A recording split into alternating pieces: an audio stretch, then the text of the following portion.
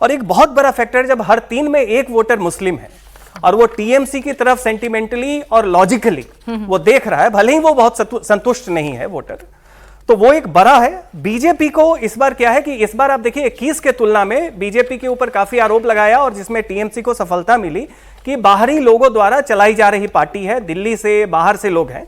इस बार उनके अपने शुभेंदु हैं, बाकी समीक भट्टाचार्य हैं और भी बड़े नेता हैं, वो काफी वर्नेकुलर हो गई है पार्टी। वहां पे बंगाली जनता पार्टी भी एक तरीके से हो गई है, जो वहां पे एक सेंटिमेंटल कल्चरल एक्सपेक्टेशन है। सेंटिमेंट टीएमसी के खिलाफ एंटी इनकम्बेंसी इस बार ज्यादा है पिछले बार के तुलना में, लेकिन केवल एंटी इनकम्बेंसी नहीं होता। एंटी इनकम्बेंसी में और विक्ट्री में अपोजिशन पार्टी की सांगठनिक मजबूती ज्यादा होनी चाहिए।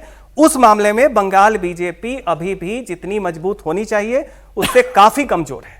तो 30 दिन में जो सीटें चाहिए, जो सीटों का गैप है, वो पार पा लेगी बीजेपी? ऐसा कुछ चमत्कार हो जाएगा, ऐसा कुछ ग्राउंड पे तब्दीली आ जाएगी? आपको लगता है कि रिजल्ट इतना बड़ा शिफ्ट हो सकता है? एसआईआर में कितना डेटा डिलीट होता है? 8% डिलीट हो गया है, और उसके बाद और कितनी क्लीनिंग होती है, क्योंकि बंगाल का इतिहास है कि बहुत ही हाई परसेंटेज वोटिंग होती है, 82 to 84%, जो पूरे इंडिया में कहीं नहीं होती है। और ऐसा लोग बताते हैं अनौपचारिक तौर पे कि इसमें बहुत सारा वोटिंग परसेंटेज है वो आर्टिफिशियली इन्फ्लेटेड होता है, क्योंकि 60 के आसपास पूरे देश का एवरेज है, बंगाल का 80 से ज्यादा है।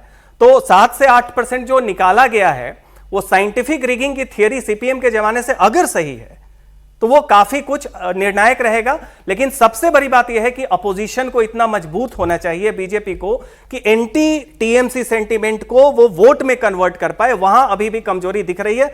चमत्कार हो सकता है, लेकिन फिलहाल हो पाएगा नहीं पाएगा इसके बीच में नो टू ममता और यस टू बीजेपी के बीच में काफी कुछ चाहिए, काफी कुछ चाहिए। यानी कि राह थोड़ी मुश्किल नजर आ रही है, यहां पर आसान नहीं होगी। बीजेपी भले ही से कांटे का मुकाबला कहे। मनोज जी, आप क्या कहते हैं? देखिए, मैंने तो एक आपके चैनल पे भी सर्वे दिया था जिसमें 115 सीटें हमने बीजेपी को लेकर खींच कर गए थे। देखिए, ममता बनर्जी को अपने जीत के लिए जो उनका मेजोरिटी चाहिए सरकार बनाने के लिए, उसमें से उनको सिर्फ 25% मेहनत करना होता है।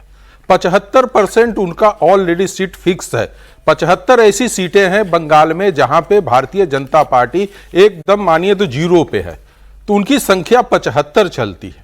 तो 75 के बाद उनको मेहनत करना है। और ऐसे ही देखें हम बीजेपी को, तो बीजेपी के पास 7 ऐसी सीट है मात्र जहां से उनको शुरुआत करना है। तो सोचिए, जहां 75 से कोई शुरुआत करा हो और एक 7 से शुरुआत कीजिए तो ये होगा।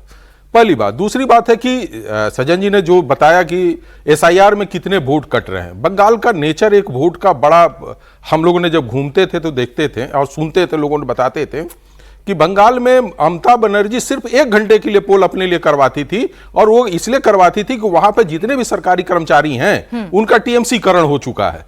और भारतीय जनता पार्टी का जो पिछले चुनाव का सबसे कमजोर कड़ी था कि उनके अपने जो पोलिंग एजेंट होते हैं वो 12 बजे के बाद बूथ को छोड़कर वापस चले गए थे। और इसके बाद ममता बनर्जी ने 1 घंटे का यूटिलाइज जो ईवीएम में था वो अपने लिए करवाया। तो आप देखेंगे कि वो 100 वोट भी यदि हम लेकर चलते हैं कि ईवीएम में 100 वोट भी टीएमसी को डाला गया, तो एक विधानसभा में करीब करीब 22,000 वोटों का डिफरेंस आता है। पहली बात। दूसरी बात है कि पिछला जो चुनाव जीते थे उसमें 60 लाख वोटों का डिफरेंस था। अभी 68 लाख एसआईआर में कट चुका और अभी आने की बारी है कि और क्या कटेगा।